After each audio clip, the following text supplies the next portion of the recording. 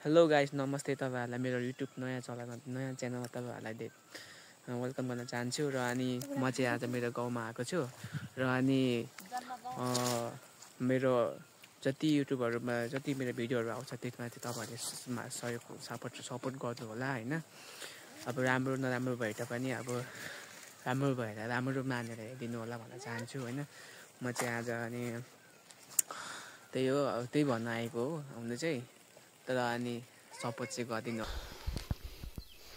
उदास लाग्छ कि अहिले, किनकि गाउँघर यतातिर उदास लाग्छ किनकि केही त छैन। सबै साथीहरू सबै खाडीतिर सँगै परेको, केटाहरू सँगै आफैसँग परेको लगेको मान्छेहरू खाडी सबै पुगिसकेको छ। गाउँघर भने सुनसान केही छैन। हाम्रो गाउँको बाटोहरू यस्तो हालत छ अनि कसरी कहिले चाहिँ विकास हुने होला? छैन हौ। बर्खामा जहिले पनि बर्खामा त अब गाडी हिँड्दैन हाम्रोतिर त। अनि हामीले चाहिँ कस्तो भने चाहिँ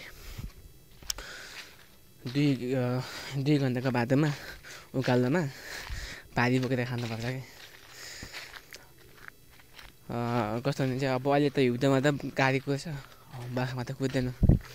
मैले पनि कति 13 वर्षदेखि मैले यहाँ उकालोमा मैले भारी बोकेर हिँडेको मान्छे हो। धेरै सँगसँग गरेर हिँडेको मान्छे हो भनेको कि।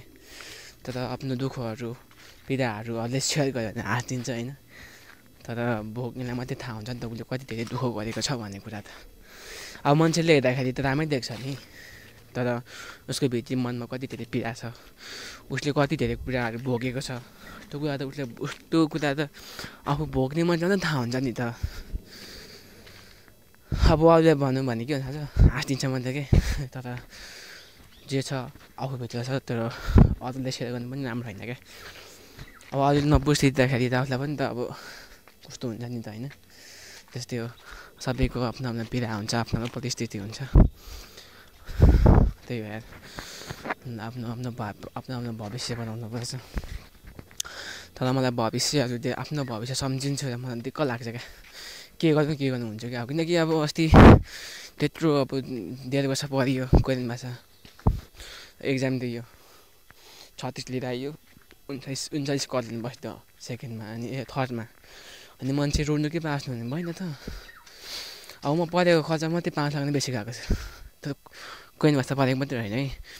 जब म 9 क्लासदेखि पढेको 12सम्म सकेँ। अनि त्यहाँदेखि कोरियन भाषा पढ्दाखेरि जम्मा गरी 5 लाख पनि बेसी सकेको छ। अनि त्यो कहिले दिन दिइसक्नु मैले। तनाव लाग्छ कि, दिक्क लाग्छ कि मलाई। केटीको फुल चिन्न सक्नुहुन्छ? यो चाहिँ के अरे सिमलको बोट भन्छ, सिमलको फुल भन्छ। बोटमा खेल्नु सक्नुहुन्छ? म चाहिँ अहिले मेरो घरदेखि पल्लो पारी जाँदैछु। त्यहाँ चाहिँ पोखरीहरू छ, पोखरी छ एउटा। तपाईँलाई त्यो पोखरीको भिडियो बनाएर तपाईँलाई हेरिदिनु होला।